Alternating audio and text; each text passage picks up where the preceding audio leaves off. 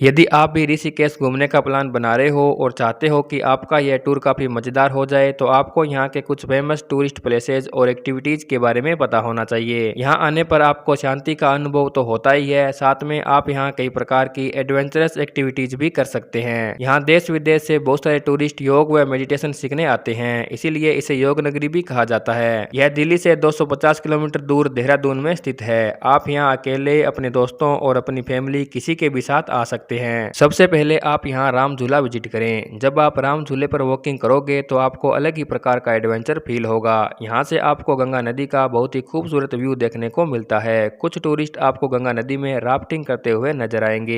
गंगा किनारे बैठकर आप नेचर को काफी करीब से फील कर सकते हैं। राम झूला क्रॉस करने के बाद राइट साइड में स्वर्ग आश्रम आता है। यह आश्रम योग और मेडिटेशन के लिए प्रसिद्ध है। यहाँ बहुत सारे टूरिस्ट मेडिटेशन सीखने के लिए आते हैं। यहाँ आने पर आपको बहुत ही शांति का अनुभव होता है। शांति का ऐसा अनुभव आपने पहले कभी नहीं किया होगा। यहाँ जगह जगह घाट बने हुए हैं जहाँ आप आराम से गंगा के पास बैठकर शांति का अनुभव कर सकते हैं। यह आश्रम काफी बड़ा है और यहाँ और भी कई छोटे बड़े आश्रम बनाए गए हैं, जैसे परमार्थ निकेतन, गीता भवन, 84 कुटिया आदि। यहाँ ध्यान लगाए हुए शिव जी की बड़ी सारी मूर्ति भी स्थापित की गई है, जो शिव भक्तों को बहुत ही पसंद आएगी। इसके पास ही हनुमान जी की मूर्ति भी बनाई हुई है। यदि आपका किसी वजह से मूड खराब हो गया है या कोई प्रॉब्लम है तो आप आराम से कुछ देर गंगा किनारे बैठें, आपका मूड अपने आप ठीक हो जाएगा। यहाँ पर बहुत सारे रेस्टोरेंट भी बने हुए हैं जहाँ पर आप आराम से नाश्ता पानी कर सकते हैं। इसके बाद आप 84 कुटिया विजिट कर सकते हैं, जिसे बीटस आश्रम भी कहा जाता है, क्योंकि पहले यहाँ पर बीटस नाम का एक बैंड मेडिटेशन सीखने के लिए आया था। उस बैंड ने यहाँ पर बहुत सारे गाने लिखे और गाए जो बहुत ही फेमस हुए। इस वजह से इसे बीटस आश्रम कहा जाने लगा। यहाँ पर बहुत सारी छोटी छोटी कुटिया बनाई गई है जिनमें यहाँ के साधु संत मेडिटेशन किया करते थे।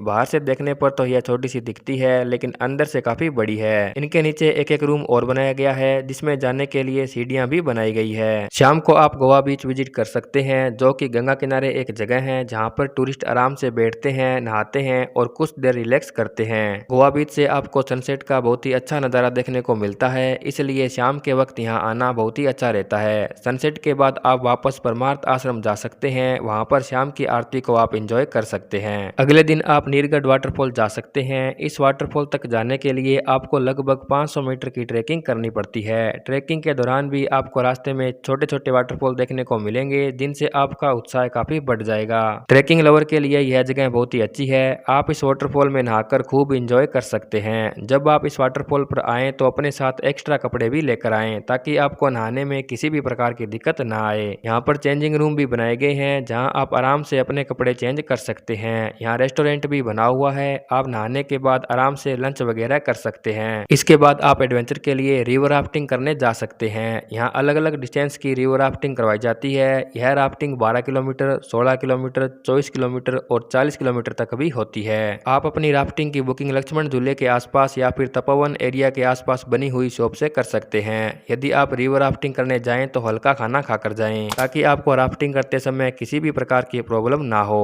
राफ्टिंग को अच्छे से एंजॉय करने के लिए आपको सुबह के समय या फिर शाम के समय ही जाना चाहिए। यदि आप गंगा किनारे बैठकर आराम से लंच का मजा लेना चाहते हैं तो आप लक्ष्मण झूले के आसपास बने हुए कैफे में जा सकते हैं। लक्ष्मण झूले के आसपास बहुत सारे कैफे बने हुए हैं। ये सभी कैफे गंगा किनारे बने हुए हैं, जहाँ से आपको गंगा का बहुत ही अच्छा व्यू देखने को मिलता है, तो आप यहाँ भी जाना न भूलें। लक्ष्मण झूले के आसपास मार्केट भी बनी हुई है। आप यह मार्केट भी एक्सप्लोर कर सकते हैं। आपको यहाँ पर स्कूटी और बाइक भी किराए पर मिल सकती है, जिससे आप ऋषिकेश आराम से घूम सकते हैं। अगले दिन आप नीलकंठ महादेव मंदिर जा सकते हैं, जो कि लक्ष्मण झूले से लगभग 20 किलोमीटर दूर है। आप यहाँ टैक्सी से जा सकते हैं। टैक्सी के अलावा आप यहाँ रेंटल बाइक या स्कूटी से भी जा सकते हैं। यदि आपके पास खुद का व्हीकल है तो आप अपने व्हीकल से भी इस मंदिर तक जा सकते हैं। रोड कंडीशन बहुत ही अच्छी है। मंदिर के पास कार पार्किंग की सुविधा भी उपलब्ध है। यह मंदिर ऋषिकेश का एक प्रसिद्ध मंदिर है, जो कि एक पहाड़ी पर बना हुआ है। यहाँ तक पहुँचने में आपको 1 से 1.5 घंटे का समय लग सकता है। मंदिर के आसपास रेस्टोरेंट भी बने हुए हैं, जहाँ आप आराम से लंच कर सकते हैं। इसके बाद आप त्रिवेणी घाट जा सकते हैं। यहाँ की आरती काफी प्रसिद्ध है। यदि आप इस आरती में शामिल होते हो तो यह आपकी जिंदगी का एक यादगार पल बन जाएगा।